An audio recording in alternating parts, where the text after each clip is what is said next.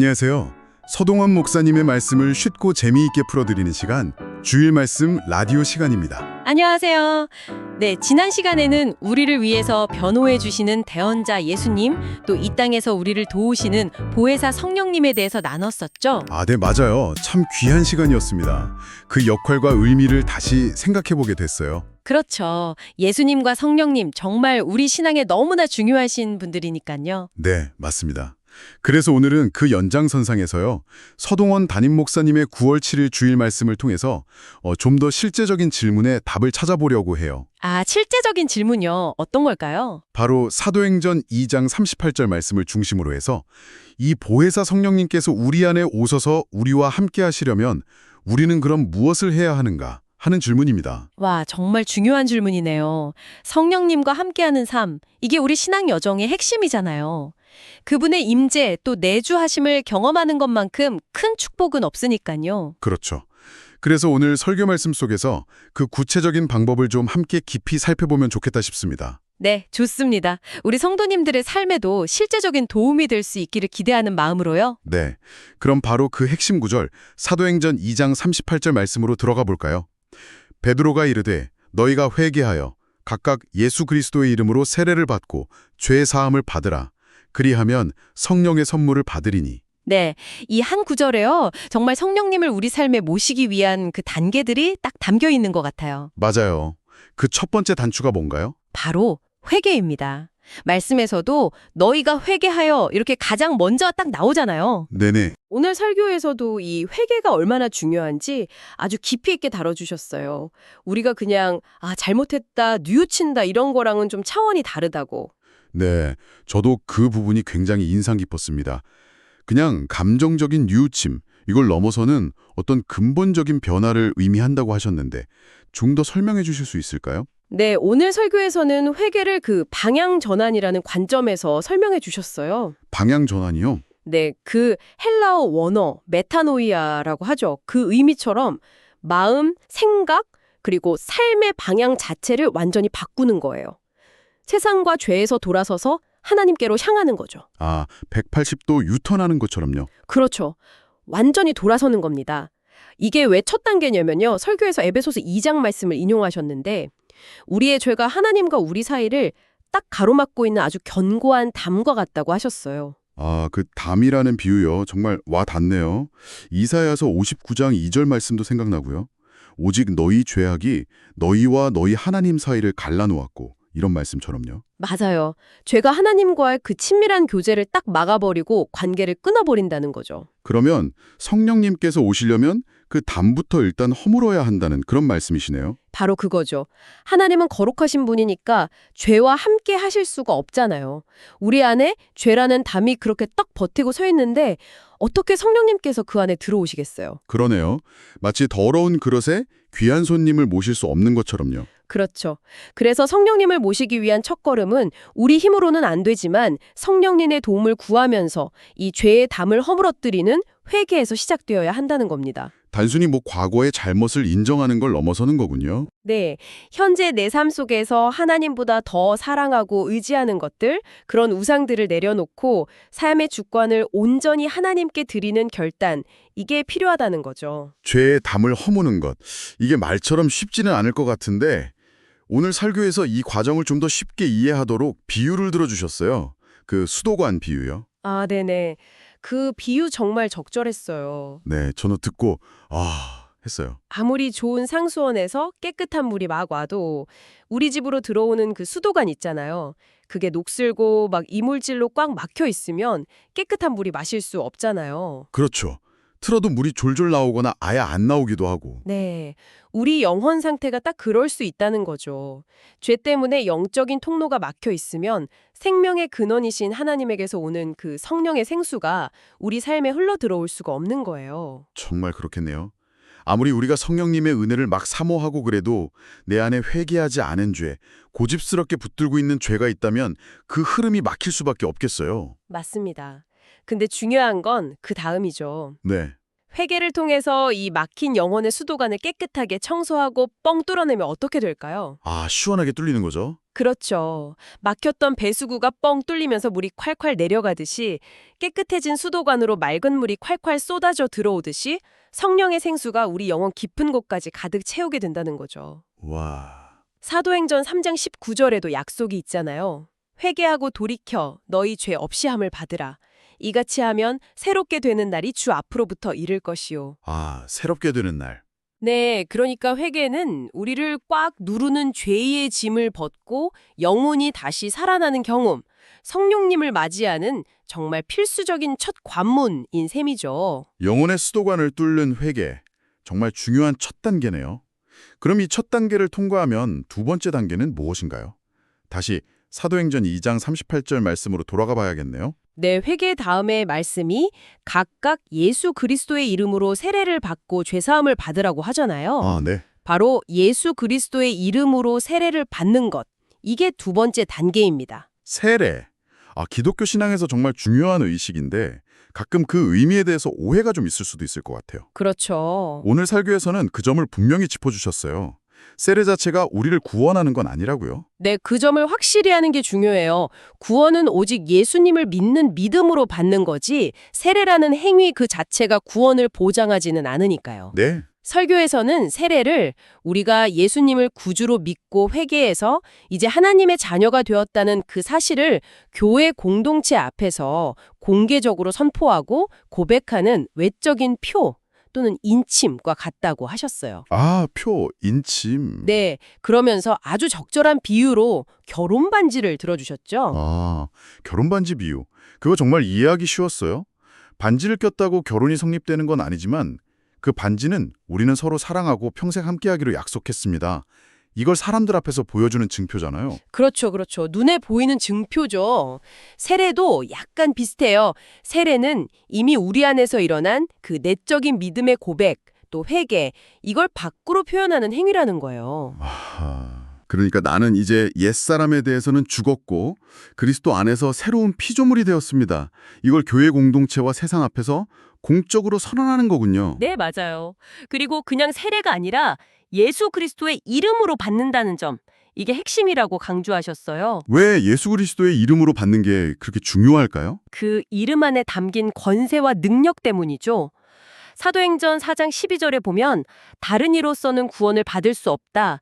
천하 사람 중에 구원을 받을 만한 다른 이름을 우리에게 주신 일이 없다고 하잖아요. 네, 유일한 이름이죠. 오직 예수 그리스도의 이름만이 우리를 죄에서 구원하고 하나님께로 나아가게 하는 유일한 길이라는 거예요.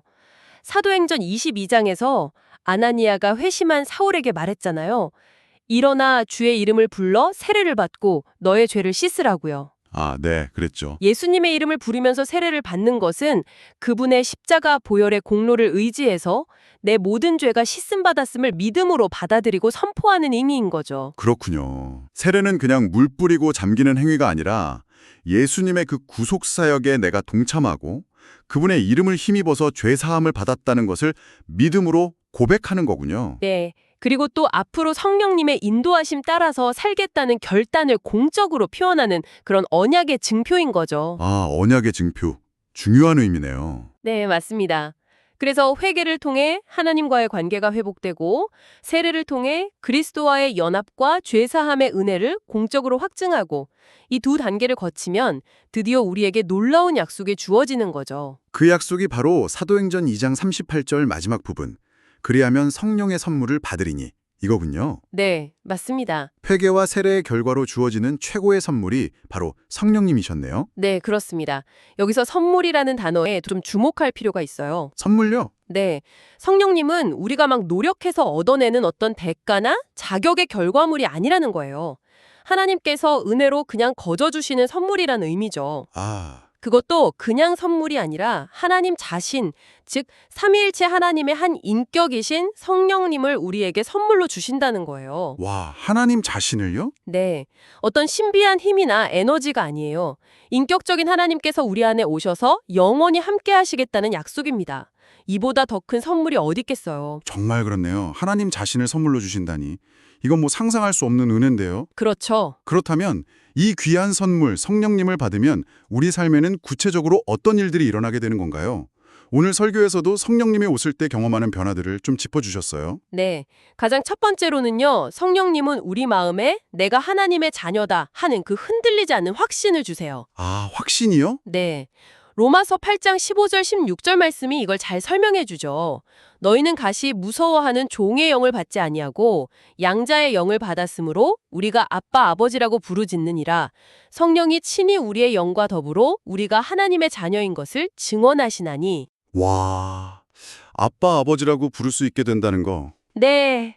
이전에는 하나님을 좀 멀게 느끼고 두려워했다면 이제 성령님 안에서 하나님을 친밀하게 아빠, 아버지 이렇게 부를 수 있게 되는 거죠. 네. 내가 정말 구원받았나? 하나님의 자녀 맞나? 이런 의심이 들 때 있잖아요.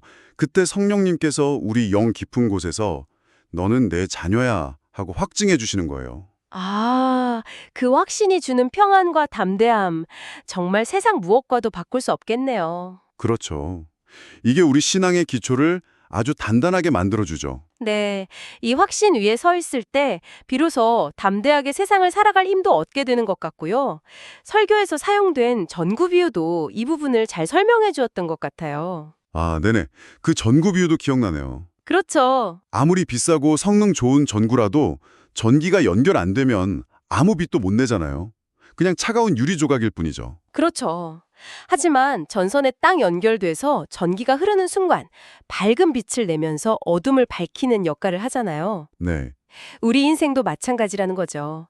우리 스스로의 힘, 노력만으로는 참된 생명의 빛을 낼 수 없지만 성령님께서 우리 안에 오셔서 그 능력이 우리 삶에 흘러 들어올 때 비로소 우리의 내면이 변화되고 세상을 밝히는 빛과 소금의 역할을 감당하는 삶을 살 수 있게 된다는 그런 비유였어요. 와, 정말 공감이 됩니다. 내 힘으로는 아무것도 할 수 없다는 걸 고백할 때 그때 비로소 성령님의 능력이 나타나는 걸 경험하게 되는 것 같아요. 성령님이 오셔야 진짜 변화가 시작된다 이런 말씀이시네요. 그렇습니다. 그리고 그 변화는 단순히 감정적인 뜨거움이나 일시적인 체험에 머무는 게 아니에요. 아주 구체적인 삶의 열매로 나타난다는 거죠. 삶의 열매요? 네, 바로 성품의 변화입니다. 갈라디아서 5장 22절 23절에 나오는 성령의 9가지 열매. 생각해보면 이해하기 쉬워요. 아, 사랑, 희락, 화평, 그거요? 네, 사랑, 희락, 화평, 오래 참음, 자비, 양선, 충성, 온유, 절제. 이 아름다운 성품들, 우리 노력만으로는 절대로 온전히 맺을 수가 없거든요. 그렇죠. 정말 어렵죠. 하지만 성령님께서 우리 안에 계시면서 우리를 계속 다듬으시고 인도하실 때 우리는 조금씩 예수님을 닮은 성품으로 변화되어 가는 거예요. 그리고 매일의 삶 속에서 죄와 유혹을 이겨내면서 승리하는 삶을 살도록 도움을 받게 되는 거고요. 와, 정말 놀랍습니다. 그럼 정리를 좀 해보면 성령의 선물을 받는다는 건 단순히 어떤 능력을 받는 걸 넘어서서 내가 하나님의 자녀라는 확신 속에서 새로운 정체성을 갖게 되는 것이고 네. 또 성령님의 능력으로 내면과 성품이 변화되고 궁극적으로는 매일의 삶에서 승리하는 능력 있는 삶을 살게 되는 거군요. 맞습니다. 이 모든 것이 다 회개하고 예수님의 이름으로 세례를 받을 때 우리에게 주어지는 성령님의 선물 덕분이라는 거네요. 네, 정확합니다. 회개로 하나님과 관계를 회복하고 세례로 그리스도와 연합을 선언하고 그 결과로 약속된 성령의 선물을 받을 때 우리는 이처럼 놀라운 은혜와 축복을 누리면서 이 땅에서 천국을 미리 맛보는 삶을 살아갈 수 있게 되는 겁니다. 오늘 설교 말씀이 우리에게 이 소망을 다시 한번 확인시켜 준 거죠. 네, 오늘 우리는 사도행전 2장 38절 말씀을 통해서 보혜사 성령님의 임재와 내주를 경험하기 위한 세 가지 핵심 단계를 아주 깊이 있게 살펴보았습니다. 첫째, 죄의 담을 허무는 진정한 회개. 네. 둘째, 그리스도와의 연합을 고백하는 예수 그리스도의 이름으로 받는 세례. 그렇죠. 그리고 셋째, 이 모든 것의 결과로 주어지는 최고의 선물, 바로 성령님을 받는 것이었습니다. 이 거룩한 초청 앞에 우리가 어떻게 반응해야 할까요? 오늘 들은 말씀을 그냥 지식으로만 남겨두지 않는 게 중요하겠죠. 우리 각자의 삶의 자리에서 구체적으로 살아내는 것. 맞아요. 적용이 중요하죠. 네. 성령님은 지금도 우리 각 사람의 마음 문을 계속 두드리고 계세요. 우리가 회개하고 주님께로 돌아오기를 기다리고 계십니다. 네, 맞습니다. 그래서 우리 성도님들께서 한 주간 다음과 같은 질문들을 스스로에게 좀 던지면서 묵상해 보시면 좋겠습니다. 네, 어떤 질문들일까요? 첫째는요, 이번 한 주, 내 삶에서 하나님 앞에 진정으로 회개하고 돌이켜야 할 영역은 무엇일까? 혹시 나도 모르게 쌓아올린 죄의 담 때문에 하나님과의 관계가 좀 멀어져 있지는 않은지 정직하게 한번 돌아보는 거죠. 아, 네, 정말 필요한 질문이네요. 그리고 두 번째는요? 둘째는 우리는 이미 세례를 통해서 그리스도와 연합되었음을 고백했잖아요. 네. 그 세례의 의미를 다시 한번 마음에 새기면서 이번 한 주 동안 나의 말과 행동, 또 삶의 선택 속에서 어떻게 그리스도의 사람이라는 그 증표를 드러내며 살아갈 수 있을지 구체적으로 고민해 보는 겁니다. 아, 삶으로 증명하는 것 중요하죠. 마지막 질문은 뭔가요? 마지막으로 성령님께서 주시는 그 자녀됨의 확신, 그리고 새로운 생명의 능력, 이걸 이번 주에 어떻게 더 풍성히 누리기를 기대하시는지 스스로에게 물어보는 거예요. 네. 혹시 성령의 9가지 열매 중에 특별히 사모하는 열매가 있다면 그것을 구체적으로 구하면서 성령님의 인도하심에 순종하는 그런 한 주가 되기를 소망해 보는 거죠. 네, 좋습니다. 회개와 세례, 그리고 성령의 선물을 기억하며 승리하는 한 주가 되시기를 바랍니다. 지금까지 서동원 담임 목사님의 주일 말씀 라디오였습니다. 다음 시간에 더 귀한 말씀으로 찾아뵙겠습니다. 감사합니다.